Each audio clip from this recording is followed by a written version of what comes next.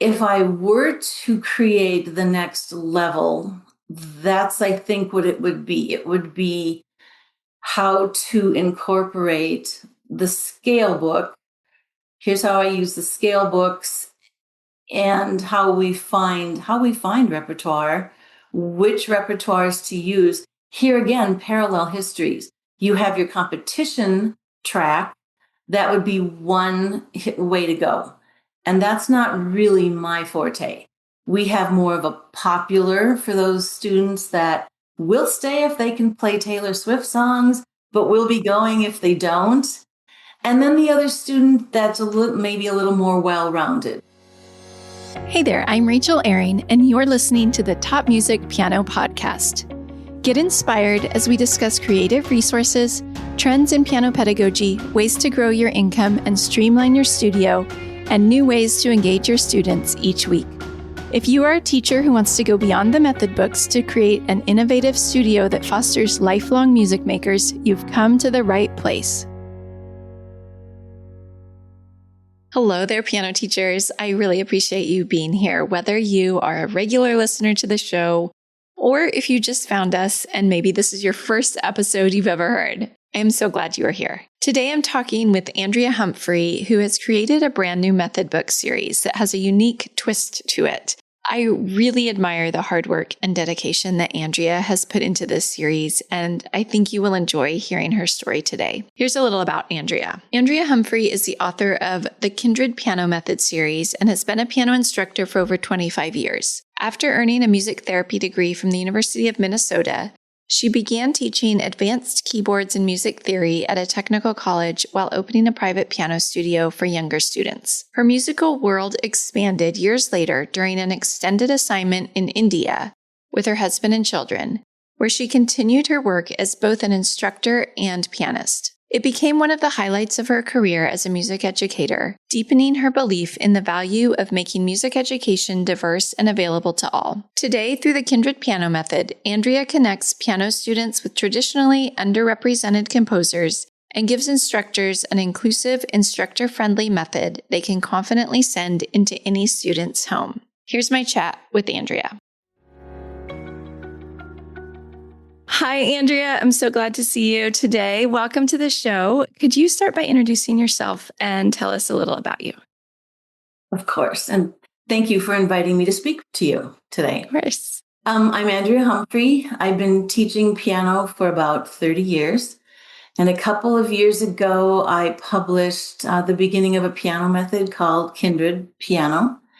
It's a 5-book series that pairs traditional pedagogy with repertoire from underrepresented composers and includes stories that reflect the students actually sitting at the bench today.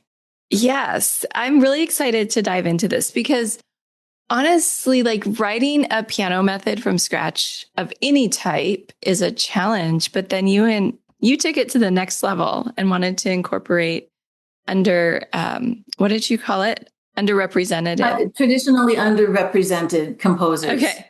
Yes. From all around the world, different cultures and different backgrounds. So we're going to talk about how this all came together, but I would love to hear just a little about how you became a piano teacher to begin with. Did you always know that you were going to do that, or what did your journey look like? I was thinking about this question, and I would imagine my journey is like most of our journeys. We started playing piano young. We played in school and in church and through university. And along the way, somebody said, hey, could you teach my student? Could you teach my child? And so I started teaching in high school and then have taught on and off pretty much on since then. So after I graduated college, I started teaching keyboard and voice at a technical college, and then opened my own piano studio. So okay, a long time ago. Yeah, it does sound like a familiar journey. That's kind of how I started as well. Just somebody asked if I could teach their kid, and I said, sure, I could try to do that. And then, of course, taught the way that I was taught, right? I think that's how most of us start. And then sometimes we discover new things along the way. So tell me, what inspired you to create a brand new method? Well, I'd always wanted to teach my own way. I knew which pages in a book I would flip past because I didn't think they were appropriate. I knew which lessons I thought were more important. So, I guess in 2020, so the perfect storm hit in 2020. So the pandemic came. Students went online. I lost a lot of students. My youngest child graduated high school. So I had time. So also in Minneapolis here, we were living through the aftermath of George Floyd's murder, and things were changing here. There was information getting out that was long overdue to be thought of and listened to. So 2 months before the pandemic hit, I had just started teaching a young Black girl who lived down the street. And I found myself looking at my method book that I'd been giving out for 25 years and seeing it with new eyes. I thought, these are friends of mine, and I've now put this book into their home. And I'm not there to flip past these pages that I don't usually use in lessons. So what I did is I took my copy of the book and I walked down the street and I knocked on the door and spoke to her parents and said, please take that book that I gave your child and recycle it. And I don't have a new book right now, but perhaps in the meantime, you could give me a song from your background, a song that's important to your family. I'll arrange it and we'll start with this. So the song they gave me was Sorida, and that's in the very first book. So that was really the start of, I started thinking my kids don't know songs from their heritage. They don't know a Norwegian song. They don't know a Welsh song. So that those became the next songs. Then I talked to my friends and said, give me information and songs from your childhood, from your family. So it really grew out of that, which is kind of why it's called Kindred. It's about sharing, it's family, it's togetherness. Wow, that took a lot of courage. I mean, all of us are using all these same method books, and you were the one who said, you know what, I don't think this is right, and I want to do something different, and to walk down the street to your neighbor's house. And I didn't know them that well. So, but again, Minneapolis had really started, a number of us had really started listening and learning and thinking. And this woman was in a book club with me. And I knew that I had to address it. And she was wonderful. Wow.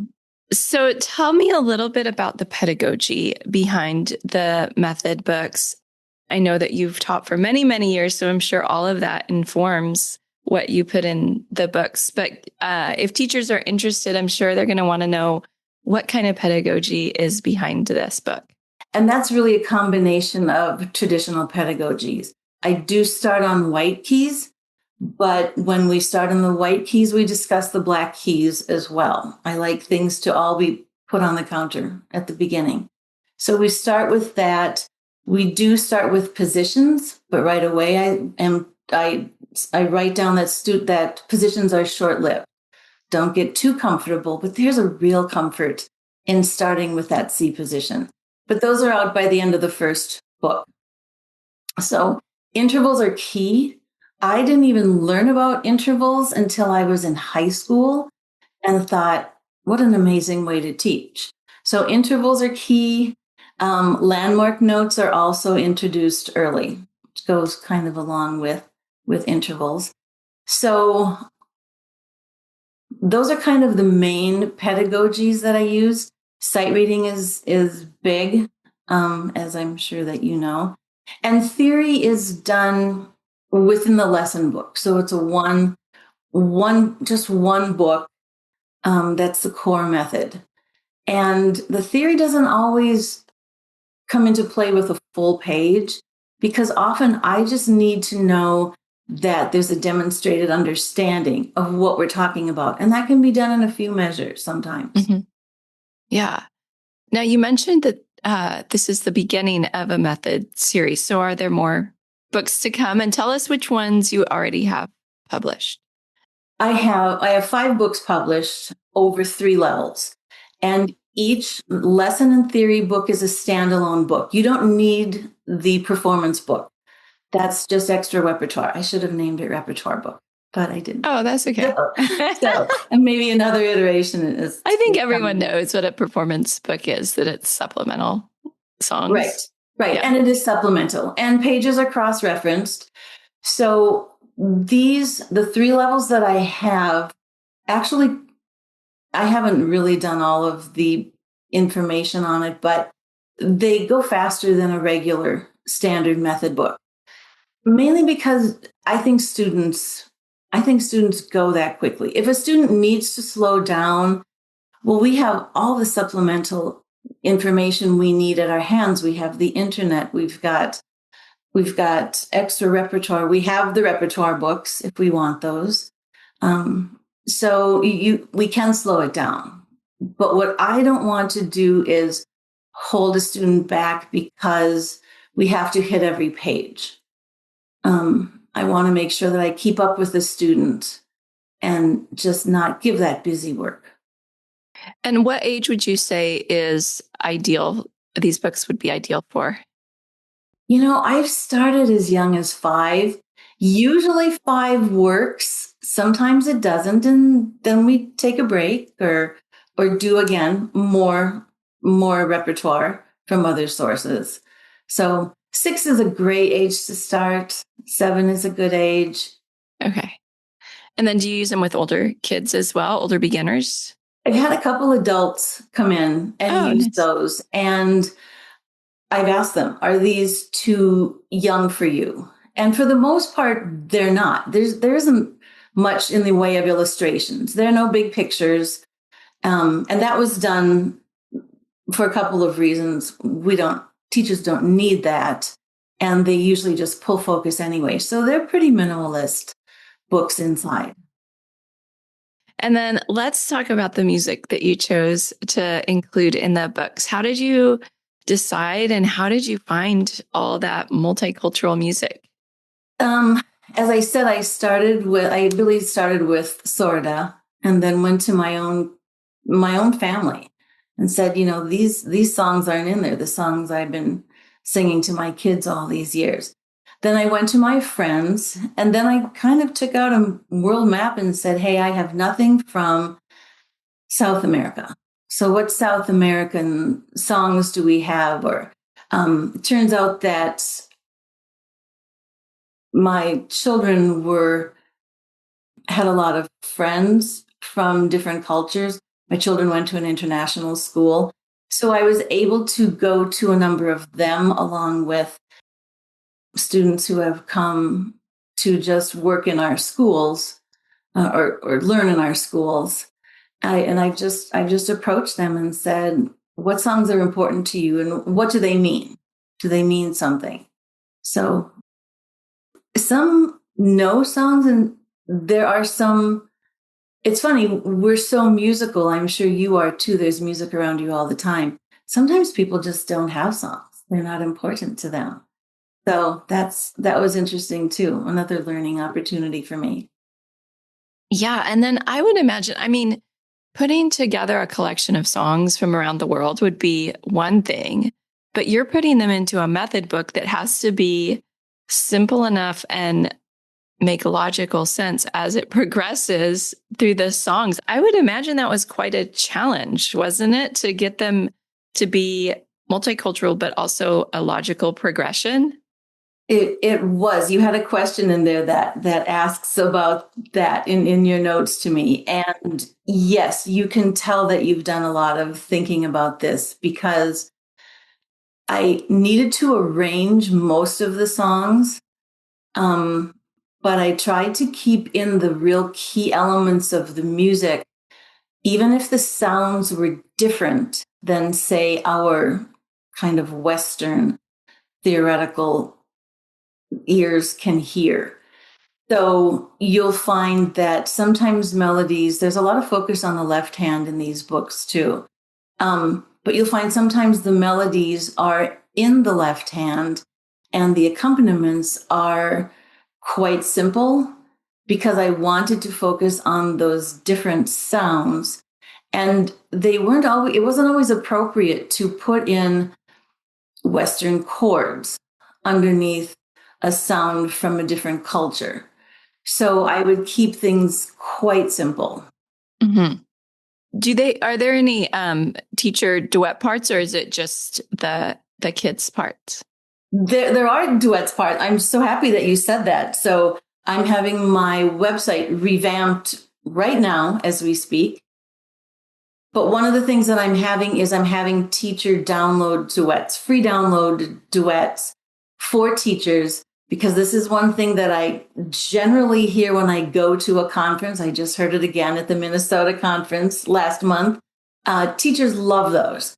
And I kept those out of the basic book, again, because I wanted that minimalist sort of outline approach in the book. But yes, teachers like those. They're made so that it can be a teacher duet, or it could be just a duet between students. I've been doing a lot of partner lessons. So you can download it and give it to one of the students for a partner lesson. Oh, that's nice. Because I know in a lot of the method books, it's so tiny at the bottom. There's no way that another student would be able to read that, even if it's kind of simple. Yeah. Yes. And if they're not on there quite yet, I don't know when this airs, they will be there very shortly. So tell me, how long did it take from the time you went to the neighbor's house to actually publishing these books? I imagine it was quite a process. It was about 4 years till I published. So part of the problem is not just the writing music, the music and the putting the book together was easy, but then finding the administrative help. I just heard you speak to Adela Carlson, who was wonderful. So yes, having that administrative help that knows music would be wonderful. So I found an illustrator that did not know music. And we joke now that if I were to teach him, he would probably be the best student I've ever had because he had to learn all of the terms. So yes, my process was that I wrote down what I wanted. I found my illustrator designer, brought it to him, and he helped me really make it the book that it is. He was terrific.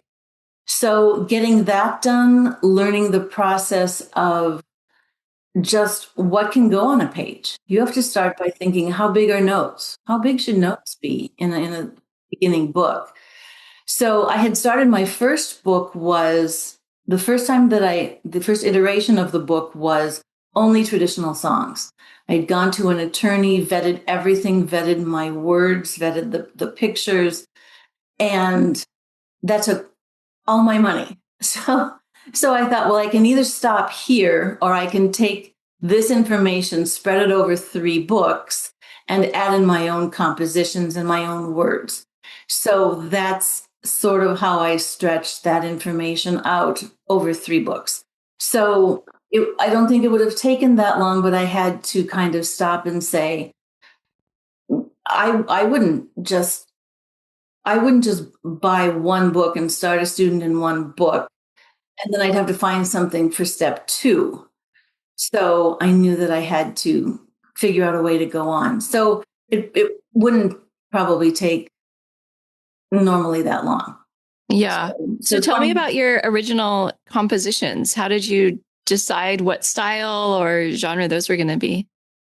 Usually I started by writing songs with lyrics. Lyrics seemed to bring out the melody for me. I had often written songs for students, and we would start with a funny little lyric and then we'd go to a song. Maybe that would help them with something they were having difficulty with, like maybe it would be a rhythmic song, and I would just make a funny little song. So I started with that and then realized quickly that I didn't want to have many lyrics in the book. Each book only has about 3 songs with lyrics, lesson book, because they just pull focus. They're element to think about. So I decided to fill in. Sometimes I would need a song for a particular idea that I was trying to bring into the book, like dynamics or rhythm. And I wouldn't have an entire song, or I wouldn't want to waste an entire song on just a little snippet of drilling a dotted rhythm, for example. So then I would write a little song for that, write a little melody for that. Sometimes I'd find that I needed a march. Like, for example, there's a song that I wrote for Grace Murray Hopper, who was a mathematician, one of the very first computer sort of gurus. It said that she developed the word bug because she had an insect in her computer, and it was gumming things up. And this is 70 years ago. She was also an admiral in the Navy. So I didn't want to write about her military career when I wrote the song about her. I'd made a choice not to write about the military or to use national anthems. They can be divisive, but I wanted to honor her history by using a march. So I decided to use a march as the basis for it and write the melody over that. Sometimes, I guess sometimes what the song was about dictated how the song would go. Okay. Yeah, that makes sense. Tell me what the response has been from other teachers or students who have used your books. I'm really happy to say I'm smiling because I just got done with the Minnesota Music Teachers Conference. And I love conferences because not only do teachers talk to me and I learn so much, but I get a lot of positive feedback. I get a lot of, we need this sort of, this is great, and thank you for doing this information. So that's always a nice big hit to get.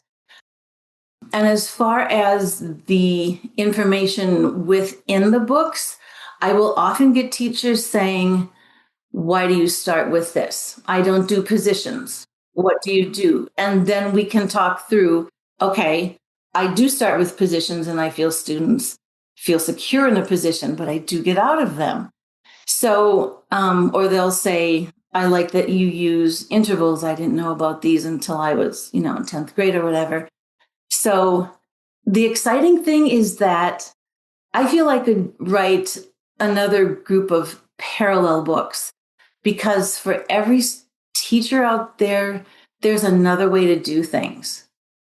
So it's always fun talking to people. Overall, people, I think teachers, I think teachers are happy with them.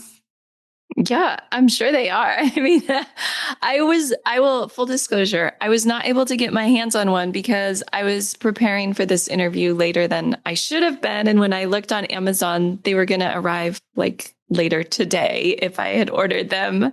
And I'm sorry, I should have sent them to you when I first got your invite. No, not at all. I usually prepare a little sooner, and this time I was more last minute. So I do want to get one though. I will send them to you. Oh, I would love that. I should have done that. That would be amazing. Thank you. You're my first podcast. So Yay. Now I will know for next time. Do my part. Well, no, I never expect that, but I do like to take a look before the interview, but I wasn't able to. I looked at the samples that were online. But did you ever think that this would be your life, that you would be writing method books and going to conferences to share them and share? I mean, you found like a whole new avenue in your career, haven't you? I did. And it is interesting. It isn't one that I would have chosen. I really did want to write this for me. Now I'm finding 6 years later that I'm at an age where I'm trying to figure out what I am going to do next and maybe taking less students. So the book ramping up has been a real perfectly timed blessing for me. So now I get to go to conferences and speak to people. And this weekend I'll be at Pride. So that will be a real fun challenge to go to and meet people. It's interesting to meet the music professionals and then to sort of meet the public. But yes, yes, I would imagine. Okay. Yeah, that would be different because how do you present it there? I'm just curious, how does that look? I start with, I have an inclusive piano method. Are you interested in hearing about it? Do you take lessons? Do your children take lessons? Do you have any background in music? Do you have any family songs? I'm interested in possibly even, I have a sign that says, I'm always looking for repertoire. Please let me know if you have a family song, a song that means something to you. Mm-hmm. So, okay. So tell me, you're always collecting repertoire. Are there more books in the works? there are more books. So honestly, I'm pretty much out of method books by level three or four, and I grab a Brown scale book or another type of scale book, and then between repertoire that I find for the student and repertoire that the students find for themselves, that's a pretty full half hour, 45 minutes of a lesson. So if I were to create the next level, that's, I think, what it would be. It would be how to incorporate the scale book. Here's how I use the scale books and how we find repertoire, which repertoires to use. Here again, parallel histories. You have your competition track. That would be one way to go. And that's not really my forte. We have more of a popular for those students that will stay if they can play Taylor Swift songs, but will be going if they don't. And then the other student that's maybe a little more well-rounded. We want to grab a little bit of jazz and a little bit of classical and, and popular things like that. So I don't really know where I'm going. I'm working on compositions this summer to keep those students who kind of are ready to go. How can we make something interesting to keep that group of students? So I've been working on that this summer. And then this fall, I'll decide about the next level. Okay. Yeah, I think that's so valuable. I hear so many teachers who kind of are floundering once they get through the method books. They're not quite sure how to transition into supplemental repertoire. So I think that'd be helpful, especially with like the scale books and all of that. It sounds like. And they're intimidating too, to give a student a scale book and say, here's your next book. And you don't know what to do. Right. Yeah. For the teacher and the student, I think it can be intimidating. Right. So tell me, what is your vision for the future of the Kindred Piano Method? If you look down maybe 5 years down the road, what would you want it to be? You could dream big. Dream big. I like that. I would love to bring in young or new composers from around the world. I would love to have the unlimited budget to be able to go to travel and say, I would like to create a series of 3 books, and I would like to have the world involved, and with a younger set. I would like to get the students who are in college and those who are just starting their careers and say, write me a song and then tell me about your background. How does this have anything to do with your background? I would love to partner because, again, the name Kindred is all about family and partnering and working together. So I would love to know how to do this and, again, have the unlimited budget to do it. Yes. So. Well, what an amazing mission you have with these books. We've talked all about these Kindred Piano Method books. Can you tell people where they can find them, how to get their hands on one? Yes, right now they're at Amazon, and they're not exclusive. So if there are schools out there that can contact me directly, I'm at my new website that should be up very soon is kindredpiano.com. Right now I'm at humphrey-music.net. Now you see why I'm getting a new website. Yeah. You can follow me at Instagram. It's at Kindred Music. And hopefully soon I will have some type of way, because people are pushing back on Amazon, I think a little more now. Hopefully, again, very soon on my website, you will be able to directly purchase through my website. I should say that too. Okay, great. And if people want to reach out, if they have a song idea or anything like that, they can reach out directly to you. Yes. Okay. Do you want my email? Should I give my email? Do people do that? You can. Yeah. Or is there a contact thing on your website? There is. Yes. You can DM on Instagram. My website has it all. The author's page on Amazon has all the information. Yes. I'd love to hear from people. Okay. Perfect. Well, Andrea, thank you so much for being here and sharing your passion project with us today. It was really fun for me to talk to you and hear about your method books. Thank you so much, Rachel. This has been a delight. Thank you. Have a wonderful day. You too. I hope you enjoyed this episode today. The thing that struck me about both this week and last week's episodes is that someone saw a problem in the music education space and they dedicated themselves to solving it. If these episodes were longer, we could have gotten into the many challenges that I'm sure Andrea faced getting a book published, and Rowena on last week's episode faced getting an app built. Piano teachers seem to be a tenacious bunch, and it shows how much that you all care about your students' learning. If you have something that you've created to solve a problem in the piano teaching space, I would love to hear about it. I'm currently scheduling guests for the next couple of months, and so I'm always happy to hear ideas for who I should have on the show, whether it's yourself or someone else that you think would be a great guest. Don't be shy. Just send me your recommendations. The easiest way to find me is probably on Instagram at Rachel Ehring, or you can also go to my website, rachelehring.com, and fill out the contact form there. All right, piano teachers, that's the end of the show for this week. I'm Rachel Ehring, and you've been listening to the Top Music Piano Podcast. I'll talk with you again very soon. How do you keep up to date with all the latest trends and research into music education? How do you connect with other teachers around the world and make sure your teaching stays fresh and relevant for students of all ages and stages, both now and into the future? I created our Top Music Pro membership to be the one-stop shop for music teaching resources, training, support, and community, and I'd love for you to come and join us inside.